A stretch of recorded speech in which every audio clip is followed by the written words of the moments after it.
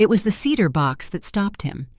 The auctioneer's hand trembled as he lifted it from the card table they'd dragged onto my lawn, the one I usually used for planting petunias. A breeze rattled the price tags strung from my patio chairs, my old knitting basket, the little hand mirror from my dresser. I watched from the porch, jaw tight, fingers still powdered with flour from the biscuits I'd left in the oven. "That's not possible," he muttered, turning the box in his hands. I knew that box. It had a secret seam under the lid and a faint lavender scent from my grandmother's sachets. And it had my initials burned into the base. BM, carved by my husband Glenn, the first Christmas after we bought the house. He'd slipped a poem inside, rolled like a scroll. I kept every letter he'd written me in there, until someone removed it. "Who told you to sell that?" I asked the auctioneer, stepping off the porch. He didn't look at me. "The daughter. Said everything was cleared." "I don't have a daughter." I walked up, bare heels slapping the stone walkway. "That box is mine. That chair is mine. This house," I turned slowly, heart hammering, "is mine." The crowd, maybe 30 people, grew quieter. The woman in the sun hat, who'd been scribbling prices in a notebook, looked up sharply. She held my engagement quilt, the one my sister sewed when Glenn and I got engaged, and had the audacity to say, "Ma'am, we have permission from the family." I looked her dead in the eye. "I am the family." The auctioneer had gone pale. He turned the cedar box over again and then held it up so the woman could see the stamp. Burned into the wood. BM, clear as day. His voice was quiet, but it cut through the air like a branch snapping. "She's the owner." That's when the woman dropped the quilt. Her notebook fluttered to the grass, and somewhere in the distance, a car door slammed, fast, like someone trying to leave. I didn't know it yet, but the car held the answer to why. They thought they could sell my life out from under me, and who gave them permission? The SUV peeled away fast, too fast for a quiet Saturday. Blue Ford, Oregon plates. The back window had a smiley face sticker, faded and sun-bleached. I squinted through the glare, caught a flash of silver hair, a pair of oversized sunglasses. I didn't recognize the driver. But something about the way they hit the gas, it felt familiar. Not the car, the guilt. "Ma'am," the auctioneer said, his voice gravelly now. "I think there's been some miscommunication." I turned toward him. "That your way of saying you sold my life without checking the deed?" His face flushed. He held out the cedar box like it might clear his conscience. I took it. My fingers found the burn mark instantly. BM, still warm from his grip. Sun Hot Woman, her name tag said Denise, was scooping receipts into a floral tote bag like her life depended on it.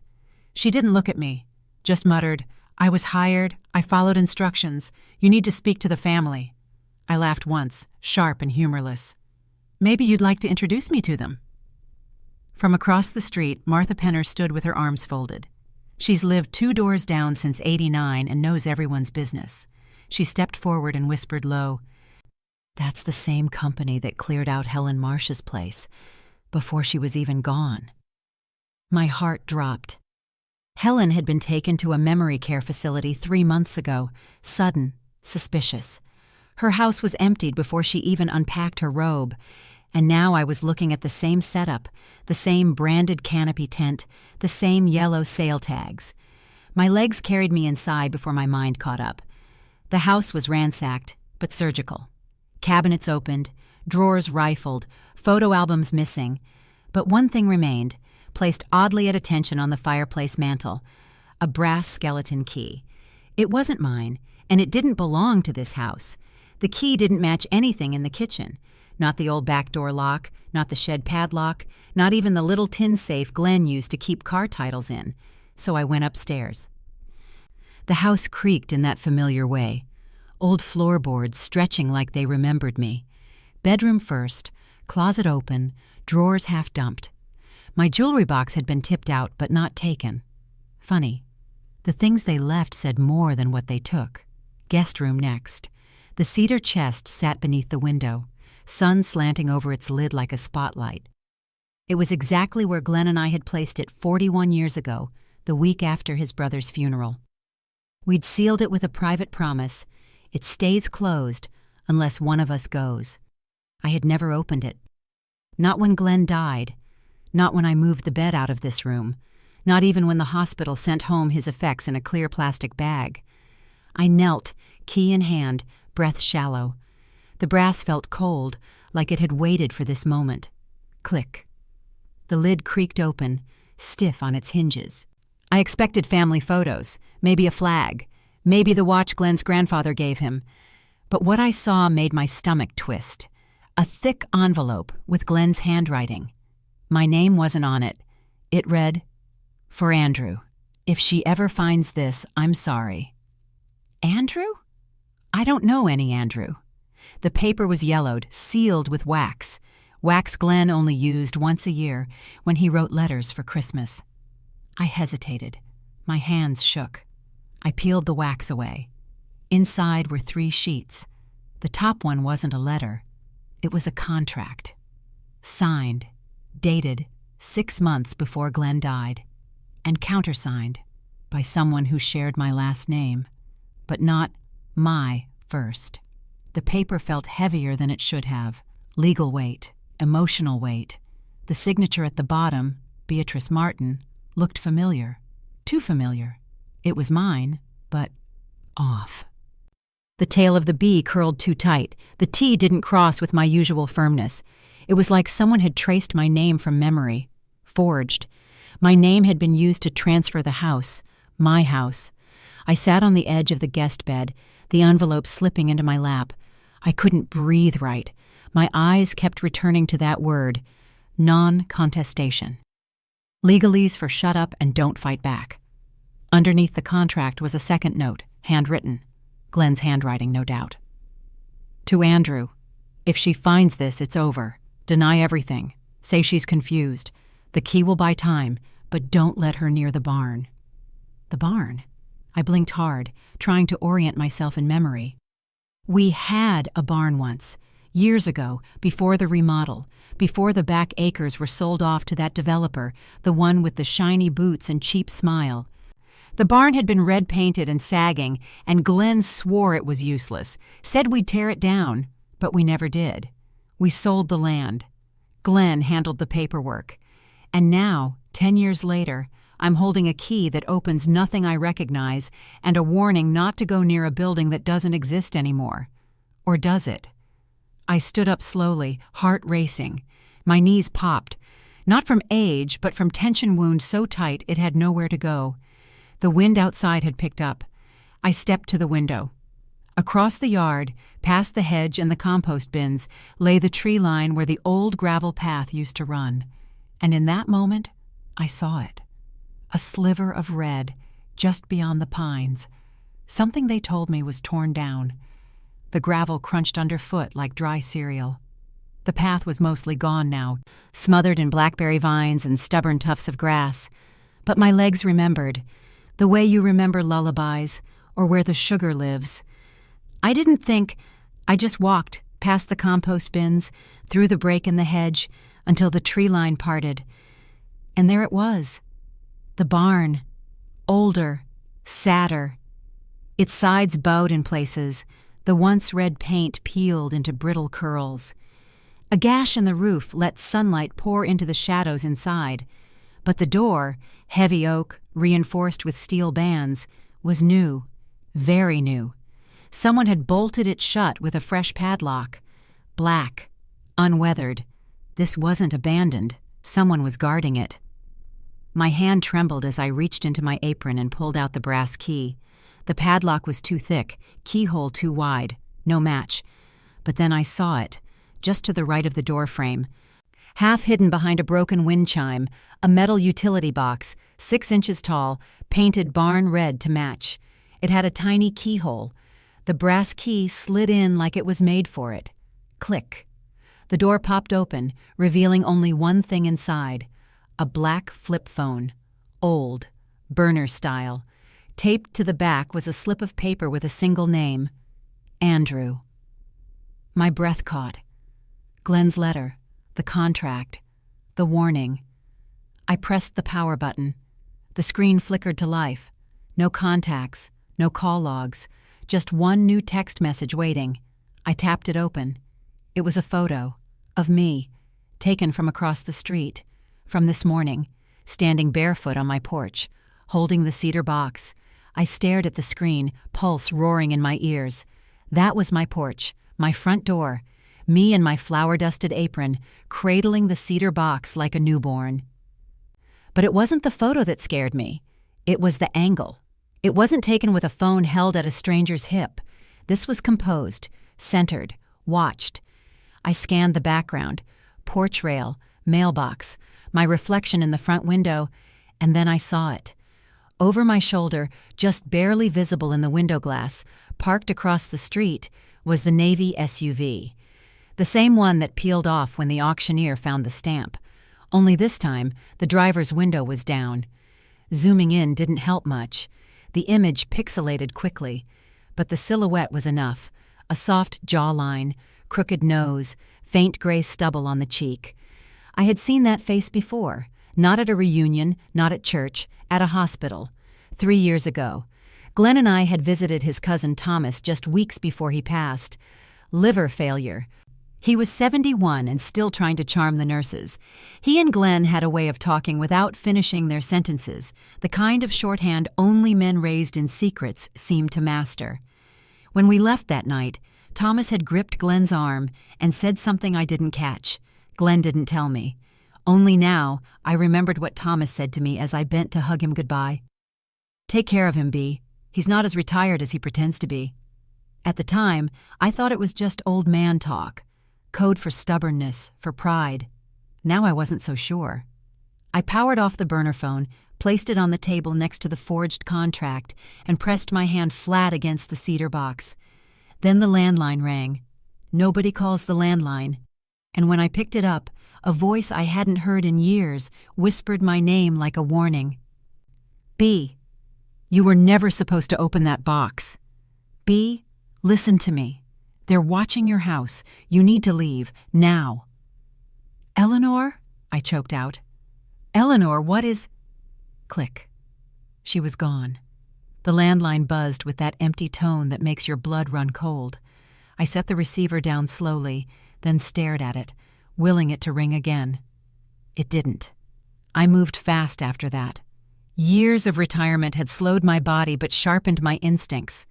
I packed a canvas tote, a sweater, Glenn's envelope, the burner phone, and just enough cash for a motel. I didn't bother with the bank cards. If Eleanor was right, if they were watching, the cards would just light my trail. I slipped the cedar box into my coat, tucked under my arm like it had weight beyond wood and memory. The air outside had shifted. No birds, no traffic. Even the wind felt like it was holding its breath. I moved toward the garage. The door creaked as I opened it, loud as a scream in the hush. My Buick sat in its usual spot, oil-stained floor beneath it like an old comforter. I hadn't driven it in weeks. I reached for the handle. The second I opened the driver's door, something fluttered to the ground. A note. Plain white paper, creased once, no envelope. I unfolded it with trembling fingers. Just one line, scrawled in Glenn's handwriting, the kind I'd traced for years on birthday cards and grocery lists. "If you're reading this, they got too close." I stood there, note in one hand, keys in the other, heartbeat rattling my ribs. The ink was fresh, not smudged, not faded, fresh, and Glenn had been gone for 3 years. Or had he? The Buick rumbled like an old dog waking from a nap. I eased it down the street, hands tight on the wheel, eyes flicking from mirror to rear view, mirror again. No Navy SUV, no headlights tailing me. But the quiet felt too clean, like someone had wiped the neighborhood down with a cloth. I didn't take Maine. I didn't take 82. I took the back way, Mill Creek Road through the hills, the route Glenn always used when he said his brain was too loud. The road snaked through oak and fir, past rusted mailboxes and crumbling farm fences. It smelled like damp earth and old secrets. 20 minutes later, I turned into the gravel lot behind the VFW. No cameras, no eyes, just gravel, pine needles, and the echo of old dances long forgotten. I killed the engine. The burner phone was still in my tote. I checked it. Nothing. Then I pulled out the envelope again. Glenn's handwriting was shaky on the last page, the strokes less sure than the others. I unfolded it fully this time. A map. Roughly drawn, like he'd sketched it in the dark. My house, the woods, the barn marked with a circle. But another mark caught my eye. A bold red X off to the margin, labeled Harland Ridge. I whispered the name aloud, testing it. Harland Ridge. It was east. Tiny town. I remembered the sign on Route 4. Glenn had always sped up when we passed it, eyes locked forward. "Nothing there worth seeing," he'd mutter. Apparently he'd lied. Below the X, in tiny script, he'd written something else. "If they find me first, tell Andrew the truth." I read it 3 times. Tell Andrew. Tell him what? That his name was scrawled on a forged deed? That a dead man might not be so dead? That his mother-in-law just found herself marked for erasure? I didn't have the answers yet, but I knew where they'd start. Harland Ridge. Harland Ridge was a whisper of a town, the kind with a single gas pump and a diner that served 3 things: eggs, toast, and suspicion. The air smelled like pine, diesel, and yesterday's grease. I pulled the Buick into a crooked spot in front of the diner. The open sign buzzed weakly in the window. Inside, 2 truckers nursed mugs of coffee, and a woman behind the counter flipped a solitary pancake with the solemnity of a priest. I slid into the booth nearest the window. The waitress, barely 20, wore a name tag that said Jilly. Her smile flickered on, then off again. "Coffee?" "Please. And I'm looking for someone. Goes by Andrew." Her brow lifted. "Doc Andrew?" I leaned in. "Doc?" She shrugged. "Lives out past the ridgeline. Used to be a paramedic or something. Real quiet. Doesn't come into town much." "Could you point me in the right direction?" She hesitated, then grabbed a napkin and scrawled something down. "He's off Millview Road. Look for a red gate. You'll think you missed it, but you didn't." I thanked her, slipped a 5 under my saucer, and headed for the door. And that's when I saw the corkboard. It was littered with lost pet notices, yard sale flyers, and one yellowing poster in the corner. The photo was grainy, the ink faded, but the face, unmistakable. Glenn, smiling, wearing the brown flannel I buried him in, missing since March 2022. My breath caught. My knees went weak. Glenn's funeral had been held in January 2022. He'd been declared dead. So how could someone report him missing after that? Unless he'd never been buried at all. The gate appeared like a mirage, low and rusted red, hunched between twin oaks. The padlock had been clipped, jagged metal left dangling like a broken promise. I hesitated, then nudged it open with the edge of the Buick's bumper. The road beyond was more path than drive. Twists, dips, pines that crowded the sky. My tires threw gravel as I climbed the final hill. At the top sat a small cabin, hunched beneath the trees. Smoke rose from the chimney. One window glowed amber. Everything else was quiet. I killed the engine. Every instinct screamed caution. But I got out anyway. The porch boards creaked under my shoes. I raised a hand to knock. The door opened before I touched it. A man stood there, mid-40s, weathered face. Shoulders built from labor, not Jim's. A scar across his chin like a punctuation mark. He blinked hard, like seeing me broke a rule he'd been told would never bend. "You're not supposed to be here," he said. His voice was low, familiar somehow, as if I'd heard it once in a memory not quite mine. I squared my shoulders. "Beatrice Martin, I'm looking for Andrew." He didn't answer, just stared. Then, "Beatrice Martin died in 2022.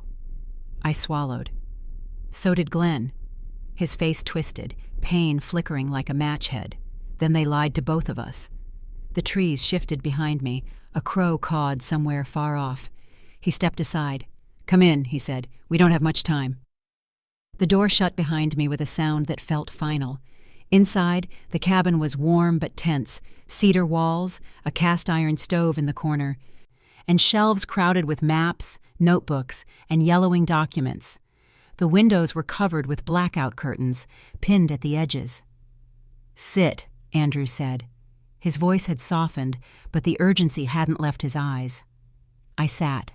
He poured tea into a chipped mug, Earl Grey, strong. "Start talking," I said. He sat across from me, one knee bouncing. "Glenn came to me a year after they said he died." I flinched. "Why?" "Because he wasn't supposed to. He'd uncovered something in Harland Ridge. Something buried." He pulled up a loose floorboard and slid out a metal file box. From inside, he laid out 3 items: an old newspaper clipping, headline torn but legible enough to read unmarked site near Ridgeline Sparks investigation, a birth certificate with Andrew Malcolm listed as father, and a photograph. Glenn, mid-laugh, shaking hands with a man in a black suit, government issue, the kind that wears lapel pins and doesn't blink. "He told me if you ever showed up," Andrew said, "it meant someone got too close to the truth, that you'd need the rest of it." "The rest of what?" I whispered. Andrew pushed a worn manila folder toward me. My name was typed on the tab. Martin Beatrice, Class B asset. Asset. I opened my mouth, but no words came out. "You want to know what Glenn found," he said, standing. He crossed to the coat rack, pulled down a flashlight, and then from the corner, a shovel. He handed it to me without flinching. "Come on," he said.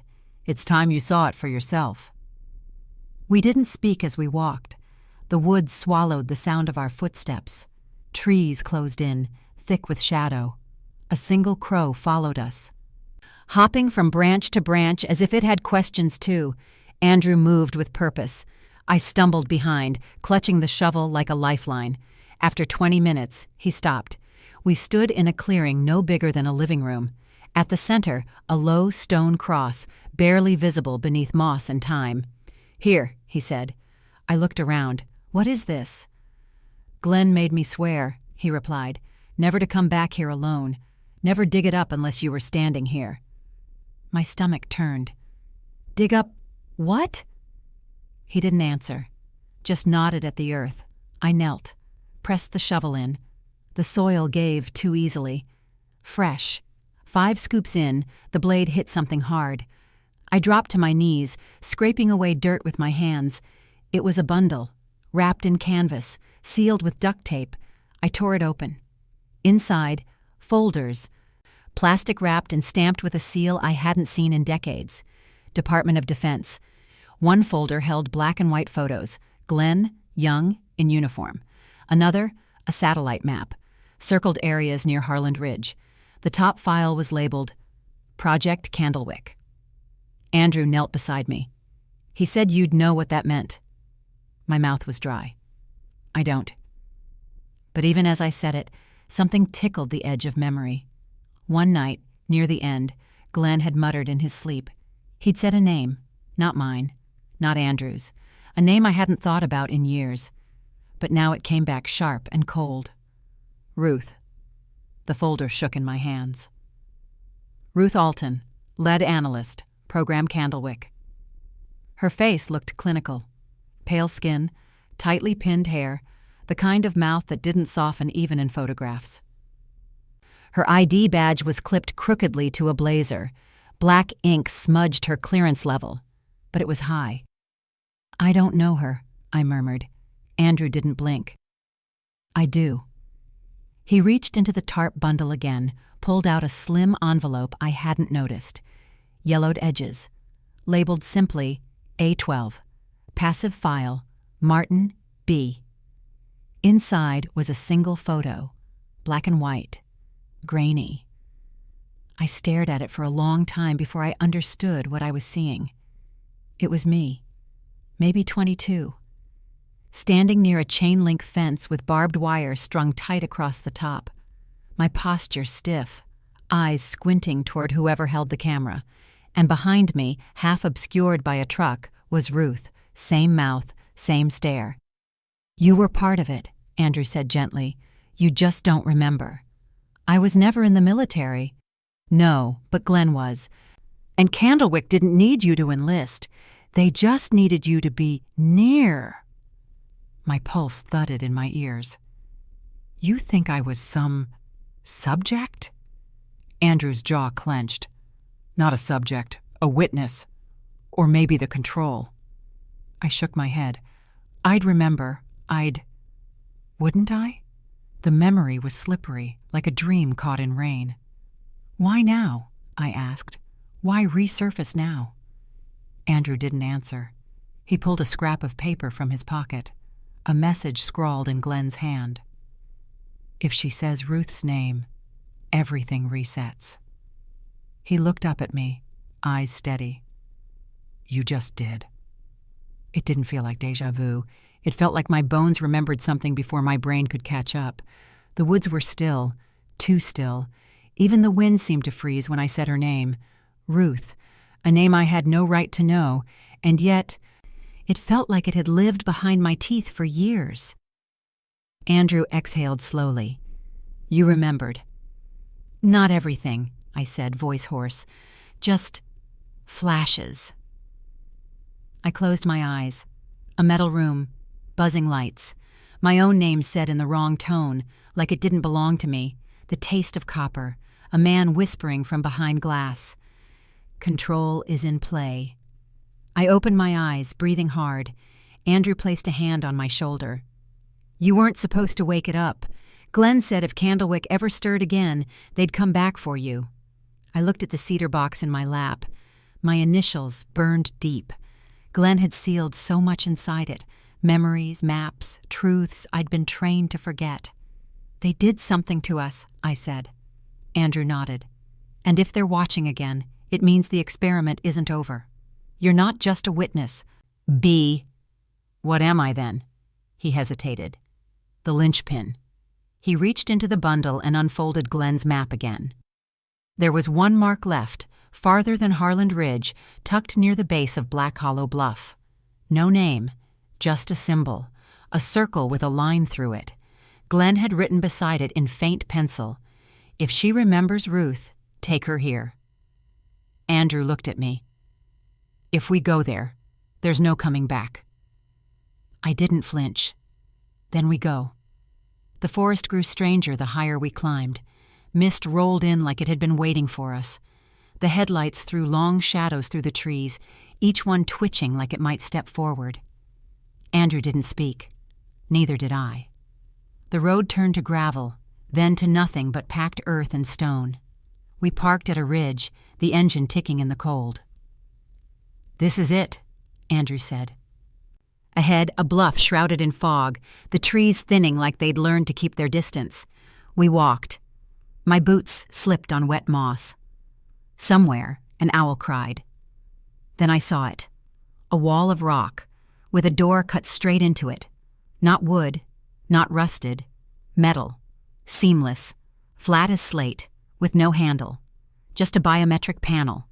Dusty, blinking red, and the faint symbol Glenn had drawn on the map. A circle split by a single line. This wasn't built for civilians, Andrew whispered. We circled the bluff. No windows, no signs, just stone and more stone, until my fingers brushed something, a faint groove in the rock. A square, small. I pressed it. A soft click. The door hissed open. Beyond it, a tunnel, lit, sterile, humming with electricity. The air was cold and strange, like stepping into a dream I didn't remember having. Andrew grabbed my arm. Wait! But something pulled me forward. Not panic, not bravery, recognition. I stepped inside. The moment I cleared the threshold, the door slammed shut. Andrew's voice echoed through the steel. "Bee!" But it was too late.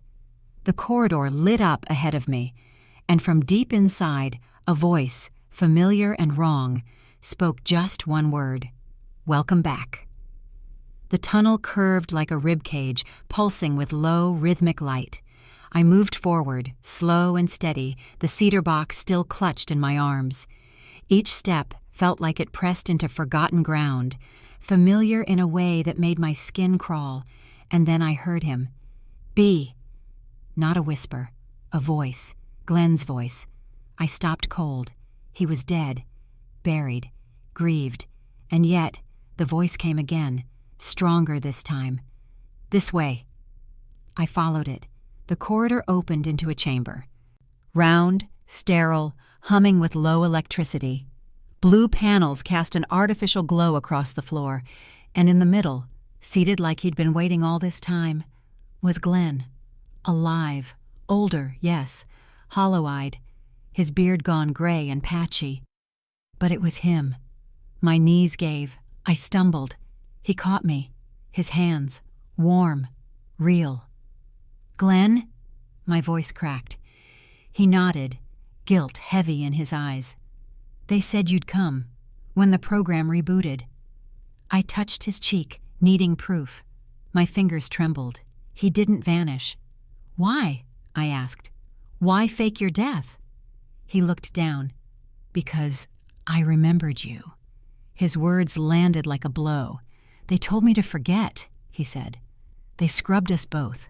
But something stuck. Your laugh. The way you touch your ring before you lie. I remembered. He reached into his coat, pulled out a photo. Me, young. At the fence. The one Andrew found. You were part of Candlewick before you knew me, he said. They placed you in my life. And me in yours. I shook my head. This doesn't make sense. It's not supposed to, he whispered, because it's already started again. Glenn moved like a man who hadn't rested in years. This way, he said, guiding me to a wall console blinking faint green. The surface was coated in dust, but the interface came alive at his touch. A password, another, then a code phrase. Forget to protect. The screen bloomed to life. Video feeds, medical logs, old mission reports, a file marked Candlewick Active, Phase 3, and photos. Me, Eleanor, Andrew, each stamped with a red label, reactivated. They never shut it down, Glenn said quietly. They just renamed it, reburied it. He tapped a schematic. A cross-section of a brain lit up, a code printed at the top. BM-12. Is that? He nodded. Your neural imprint. They mapped it. Ran simulations off your memory structure. Then they tried to erase the original. My throat clenched. I stepped back. What did they do to me? He didn't answer. Instead, he opened an audio file. The speaker crackled. My own voice, decades younger, filled the chamber, ragged, afraid. I don't want to forget. Please, don't make me forget. I dropped the cedar box. It hit the floor with a dull knock. Glenn turned, eyes glassy. They built Candlewick around you, Bee. You weren't a subject. You were the prototype. I shook my head. No, that's not... Then the console beeped. A sharper tone. Glenn leaned in. A red dot appeared on the screen, tracking fast down the outer corridor. Not Andrew. A different signal. No ID tag. Just one word beneath it. Override. They found us, Glenn said, voice low. We had seconds. The alarm wasn't loud. It pulsed, steady and cold, like a clock counting down something terrible. Glenn moved fast. He yanked open a panel behind the console, a vertical shaft, narrow and black. Service route, he said. They never added it to the new schematics. We built it ourselves, back in the early trials. He grabbed my wrist. We don't have time, Bee. Go. I climbed. Metal rungs slick with condensation, my breath loud in the tight dark. The cedar box hung on its strap, bouncing against my hip. Above us, the door sealed shut just as footsteps pounded into the chamber. Glenn froze. We both listened. A voice above, mechanical, wrong. No visual. Proceed to extraction. We didn't wait to hear more. Down we went. The tunnel narrowed, then widened. Twists, bends. The air smelled like rust and silence. Finally, the shaft opened into a wide concrete space, dusty, lined with old rail track, an underground platform, abandoned, forgotten. A single maintenance car sat near the far wall, yellow paint faded, wheels still crusted with grease. Glenn slid in beside a control panel, pulled a small key from around his neck, and twisted. The engine groaned, then rumbled awake like a dragon coughing dust. "Where does this go?" I asked. "Out," he said, "and then to the last place we hoped we'd never need." I turned back toward the tunnel. Something moved in the dark, just for a second. A figure, still, watching, a face I hadn't seen in decades. Ruth. Exactly as I remembered her, not a line older, and then she was gone. The car clattered forward, metal wheels whining with every curve. Tunnel lights flickered past like memories, brief, distorted, gone before I could reach them. Glenn didn't speak for a long time. He just sat, elbows on knees, staring down the track. I clutched the cedar box tight, the edges digging into my palm. Finally, I asked, "Where are we going?" His voice was barely audible over the rattle. Site echo. It was decommissioned in '99. At least, that's what the paperwork said. He didn't have to finish the sentence. Nothing about this had been what the paperwork said. The ride stretched an hour, maybe more. Time lost meaning underground. Then the car shuddered to a stop. Ahead, a rusted gate, a concrete staircase, slick with moss. We climbed. At the top, a steel hatch groaned open, and cold, open air rushed in. We were outside, but not anywhere I recognized. Barren trees, hills stitched with fence lines, a half-collapsed building in the distance. Then I saw it. The chain-link fence, barbed wire along the top, the same one from the photo, my photo, the angle, the tower behind it. "Glenn," I whispered, "this is it, from the picture." He nodded. "Where they started Candlewick. Before the funding, before the Polish." He stepped forward. "This is where they used us." He turned, face pale in the moonlight. "And where they lost control." From the hills, a low hum rose. Not electrical. A voice. Repetitive, mechanical, disembodied. "Reset protocol engaged. Reset protocol engaged. Reset protocol engaged. Reset protocol engaged." The phrase looped like a hymn through the trees, carried by a wind that felt too deliberate. We kept low, moving through knee-high grass and the skeletons of what used to be motion lights. The fence was easy, hole in the west corner, same spot Glenn said he escaped from. Past it, the tower loomed, crooked, rust-flaked, half-devoured by ivy. We slipped inside. The air was thick with mildew and old paper, the kind of smell that tells you everything important was abandoned in a rush. We climbed to the second floor. A control room waited, dark, except for a single flickering light on a dusty panel. Glenn moved fast, wiping away grime, flipping switches. Monitors came to life. Most were static, but one wasn't. A live feed. A room. Sterile. Lit from above. A woman stood in the center, facing away from the camera. Still. Barefoot. Wearing a pale hospital gown. My stomach turned. She was my height. My posture. And when she turned, my face.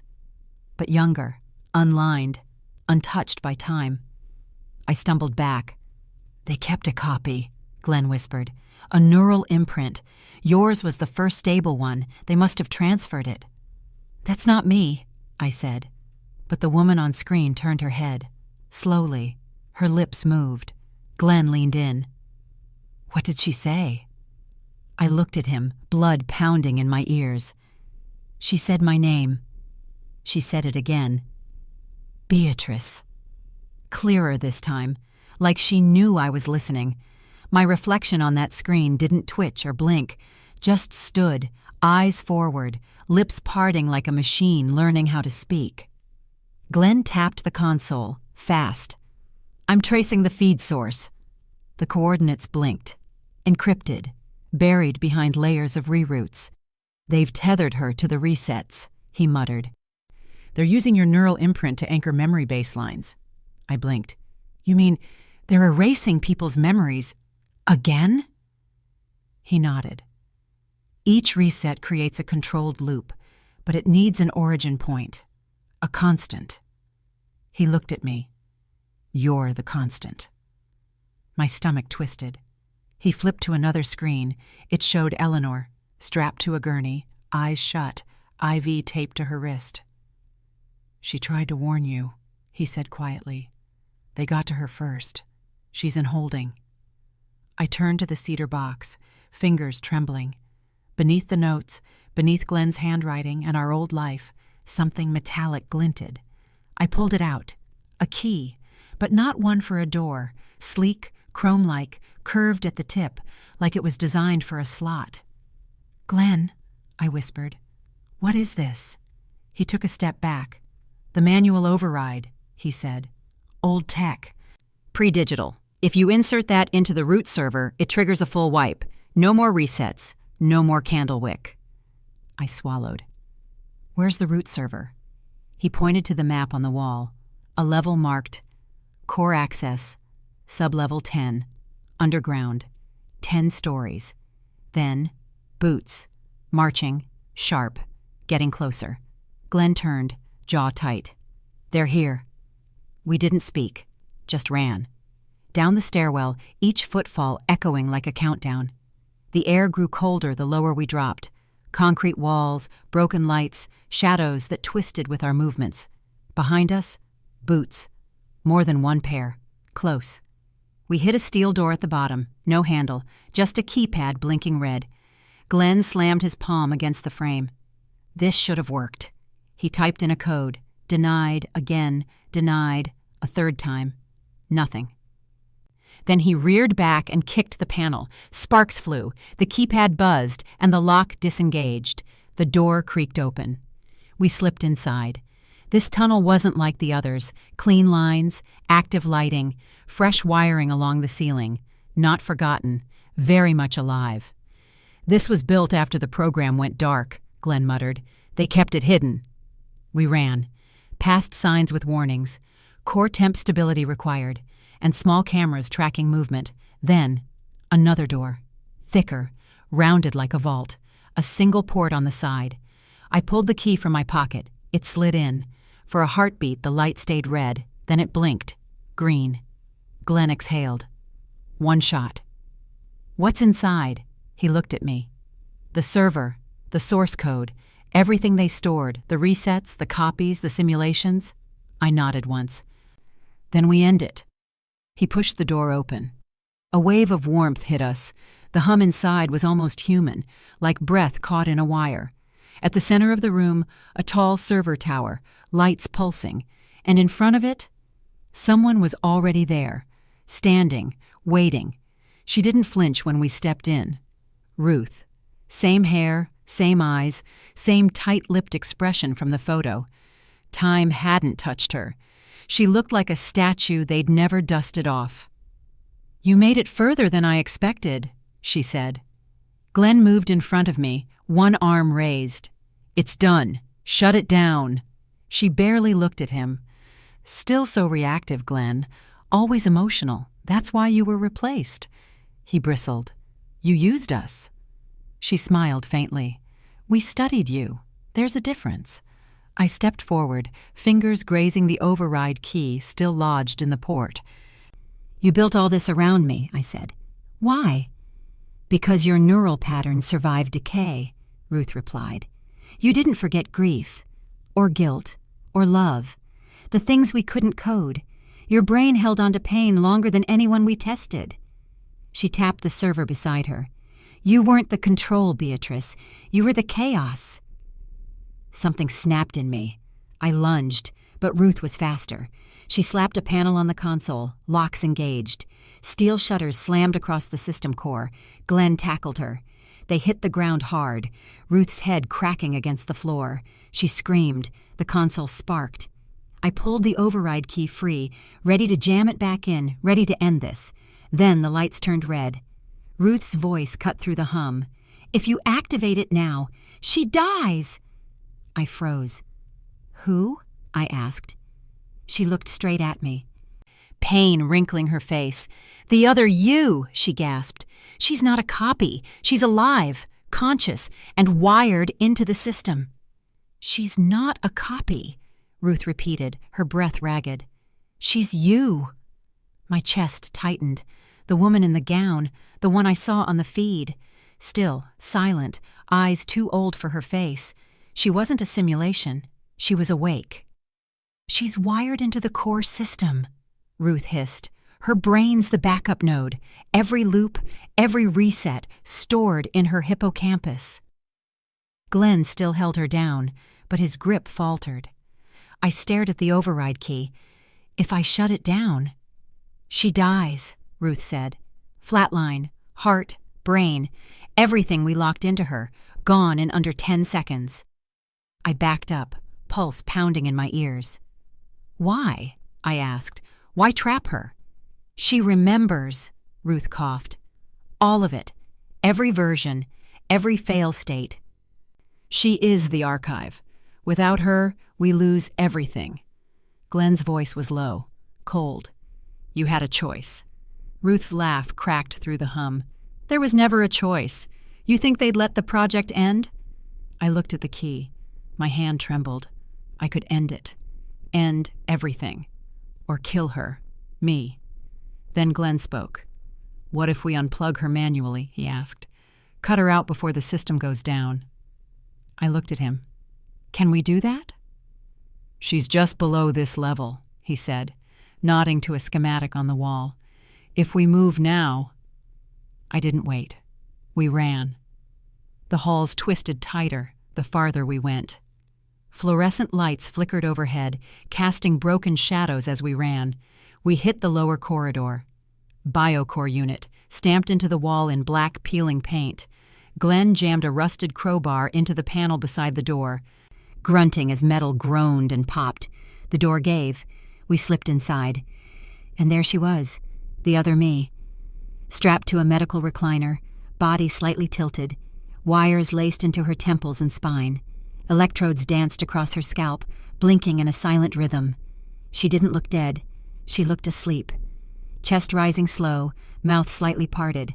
A hum filled the room, not just mechanical, rhythmic, like breathing. Glenn moved to the console. "They've got her memory cycle looping. She's in recursive recall. Every loop compounds." I stepped forward. Her hand twitched. Warm, real. Her wrist bore a faint mark, burned skin in the exact shape of the override key. "She tried," I whispered. Glenn looked up. "We can't pull her unless we sever it clean. You have to do it." I stared at her face, my face, the grief frozen there. The weight. I reached for the main node, one red wire, pulsing. Glenn counted down. "On 3, 1, 2... Then her eyes flew open. Her eyes snapped open, and they were mine. Wide, terrified, full of something I hadn't seen in a long time. Hope. "Beatrice," she rasped, voice breaking. "Don't let them start it again." Glenn froze mid-step. "She's aware." I moved to her side, gripping her hand. It trembled in mine. "I tried," she whispered. "I tried to shut it down. They looped me before I could finish. You're the only clean copy left." Tears spilled down her temples, sliding into the mesh of wires. "I don't understand," I said. "If I pull you free, do you survive?" She shook her head. "Doesn't matter. Just promise me." "Finish it." The monitors began to spike. Red alerts. Audio feeds scrambled. Glenn shouted from across the room, "B! Now!" My hand gripped the main node. I looked in her eyes. She nodded once. I yanked. The lights flared. Every machine in the room groaned like a dying throat. Her body arched, gasped, then collapsed. Flatline. I leaned in, forehead to hers. "I remember," I said. Then I ran, back through the tunnel, the box heavy in my arms, Glenn's footsteps behind me. The server room blinked warnings. "Manual override in 30 seconds. System integrity breach." We burst in. The chamber was empty. Ruth, gone. Just a smear of blood near the doorframe. Glenn turned to me, breath ragged. If we're doing this, it's now. I slammed the override key into the slot. The override key slid in like it had always belonged there. A soft click. Then silence. The server's hum dropped, slow as a dying breath. "Manual termination initiated," the system announced, voice smooth and final. All the lights turned white. No alarms, no red warnings, just a stillness that felt sacred. Then the screens began to flicker. One by one they played fragments, like memories on fast forward. Eleanor on her porch, laughing in the sun. Andrew's face behind a dusty window, saluting. Glenn and I at our wedding. The way his hand shook when he slid the ring on my finger. Each image blinked, then vanished. Data collapse. The servers began to overheat, light spilling from the tower seams, no flames, just pressure and brightness. Inside me, something unknotted. I didn't know how to name it. Grief, maybe, or the end of someone else's dream. Glenn's hand found mine. "You did it," he said quietly. But before the words could settle, a new alarm. Sharp. Singular. Unauthorized extraction detected. We turned. A panel in the floor, open. A biometric log blinked on the side screen. 2 signals. One Ruth's, the other, female. No name. Unknown ID. Not me. Glenn stepped forward, face paling. She took the archive. On the screen, a final word pulsed in bold white. Relocation. Then, darkness.